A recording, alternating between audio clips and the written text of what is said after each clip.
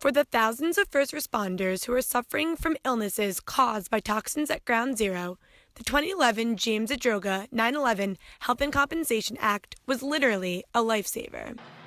This act helps people like retired New York City police officer Kenny Anderson, who now suffers from several health issues. I had health issues almost immediately after I started to get a cough. By February, I was sick enough that I had to take off of work and that I had to have paperwork filled out that I was injured as a result of being down there and breathing in the toxins that I had breathed in.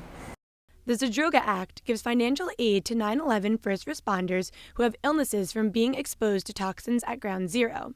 The 2010 bill allocated over $2.5 billion for a 5-year period. The bill was renewed this year and will supply funding of over $7 billion. James Zadroga was a New York City police officer who died of respiratory disease. His death was the first to be linked to toxins at Ground Zero. Under the Zadroga Act, the World Trade Center Health Program was created, which gives responders their coverage and medical treatment.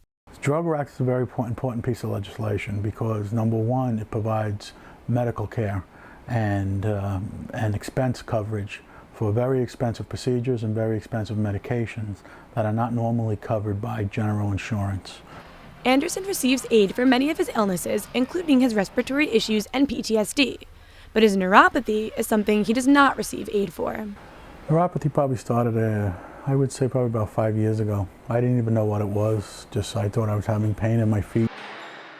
It's debilitating, you know, and my feet were so sensitive at one point. If you just brushed past my feet, it was like you hit them with a hammer.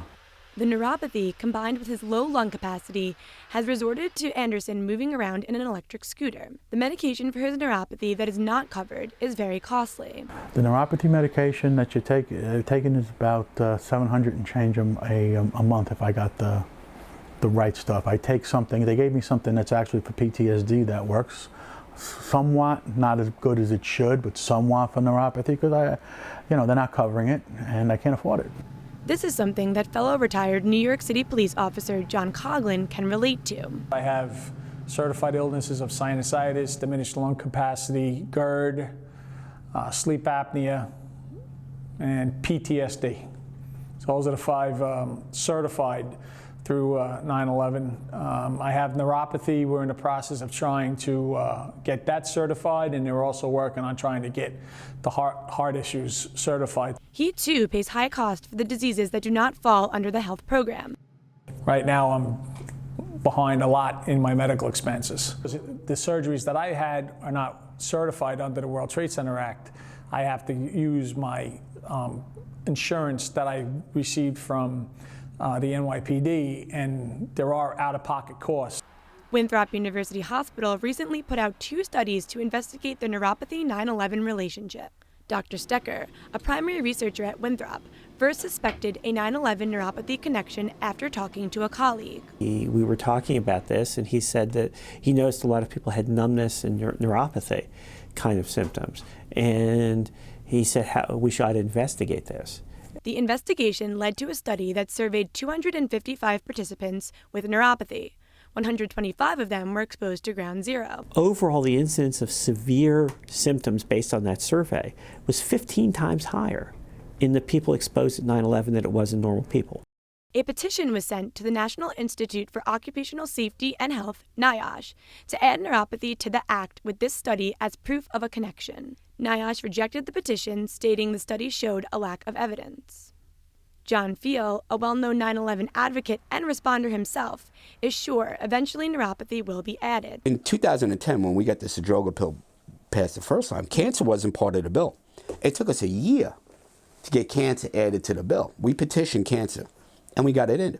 Now there's 60 cancers covered under the bill. Feel takes on the responsibility of helping responders to get new diseases covered under the program. Little by little, as we go on, we'll get these illnesses added. See, this bill now gives us 75 years of health care. Not 5 years like the last time. We have 75 years.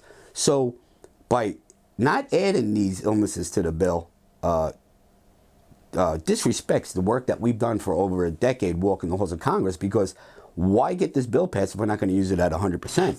The doctors at Winthrop have already begun more studies to try and build medical evidence so neuropathy can be added as a World Trade Center illness. Our next study is that we're now taking people that were exposed to 9/11 and we're examining them in the office to know a little better what's gone on. And we're doing nerve conduction studies and MRIs and things to find out what's going on with them. But this takes time. It's going to be a little bit of a long road, and I feel sorry for all the responders that they have to go through this, because a lot of them didn't know what was going on. Making sure responders know they can get help and where they can get it is FEEL's main mission. Somebody from every state went to Ground Zero, and a lot of them went home, got sick. They don't realize that they got sick from 9/11, and some of them have even passed away. Yeah. And it's our responsibility to ensure these people that because of their heroic actions, there's health care available for them. There are over a dozen health clinics across New York specifically designated to helping 9/11 first responders. There are 2 run by Stony Brook that focus on the research between toxins at Ground Zero and illnesses commonly found in responders today. For Stony Brook School of Journalism, I'm Kristen Massa.